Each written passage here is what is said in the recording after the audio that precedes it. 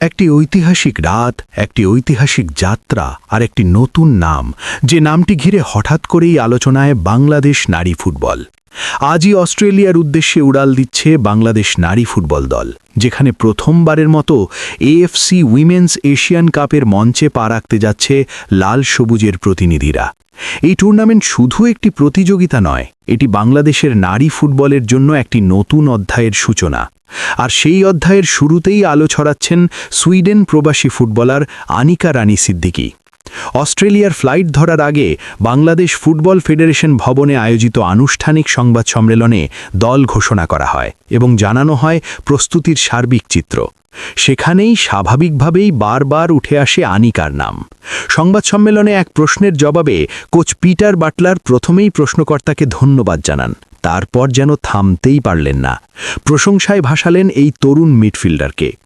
বেশ কিছুদিন ধরেই দলের সঙ্গে অনুশীলন করছেন সুইডেন প্রবাসী এই ফুটবলার, আর অল্প সময়ের মধ্যেই নিজের উপস্থিতি দিয়ে বুঝিয়ে দিয়েছেন তিনি শুধু একজন খেলোয়াড় নন, বরং একটি সম্ভাবনার নাম।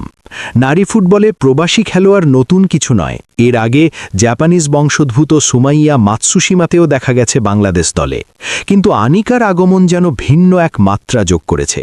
ফুটবল সংশ্লিষ্টদের অনেকেই মনে করছেন আনিকার সংযোজন দলের শক্তি বাড়াবে এবং ভবিষ্যতের জন্য একটি সাহসী দৃষ্টান্ত স্থাপন করবে। কোচ পিটার বাটলারও ঠিক সেটাই বিশ্বাস করেন।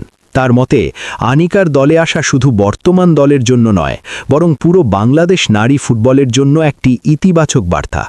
সংবাদ সম্মেলনে বাটলার স্পষ্ট ভাষায় বলেন, কেবলমাত্র স্থানীয় খেলোয়াড়দের নিয়েই দল গড়ার যে পুরনো প্রথা, সেখান থেকে বেরিয়ে আসার সময় এসেছে।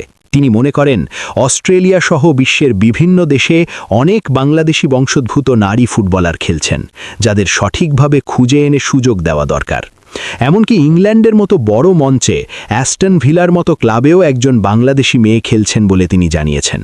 বাটলারের মতে আসল বিষয়টি হলো এমন একজন খেলোয়াড় দরকার যে সাহস করে এগিয়ে আসবে, পথ দেখাবে এবং একটি উদাহরণ তৈরি করবে। আনিকা ঠিক সেটাই করেছেন। সুইডেনের ক্লাব ব্রহ্মা পুজকার্নার অনূর্ধ্ব ১৯ দলের হয়ে নিয়মিত খেলায় এই মিডফিল্ডার ইতোমধ্যেই নিজের প্রতিভার প্রমাণ দিয়েছেন। শুধু তাই নয়, চলতি মাসেই সুইডিশ কাপে ক্লাবটির সিনিয়র দলের হয়ে তার অভিষেক হয়েছে, যা তার কেরিয়ারের জন্য একটি বড় মাইলফলক।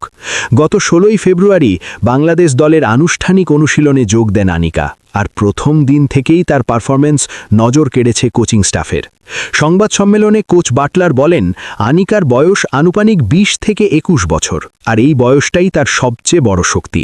তাকে দলে নেওয়ার আগে তিনি যথেষ্ট গবেষণা করেছেন, তার ক্লাব কোচের সঙ্গে কথা বলেছেন, ম্যাচের ভিডিও দেখেছেন এবং সবচেয়ে গুরুত্বপূর্ণভাবে অনুশীলনে তাকে কাছ থেকে পর্যবেক্ষণ করেছেন। তার চোখে আনিকা শুধু একজন ভালো খেলোয়াড়ই নন, বরং দারুণ সম্ভাবনাময় একটি আবিষ্কার। বাফুফের ট্রায়ালের মাধ্যমে আনিকাকে দলে অন্তর্ভুক্ত করা হয়, আর এবার তিনি দলের সঙ্গে অস্ট্রেলিয়াতেও যাচ্ছেন। সবকিছু ঠিকঠাক থাকলে এশিয়ান কাপের প্রথম ম্যাচেই হতে পারে তার আন্তর্জাতিক অভিষেক, যা নিঃসন্দেহে হবে একটি স্মরণীয় মুহূর্ত।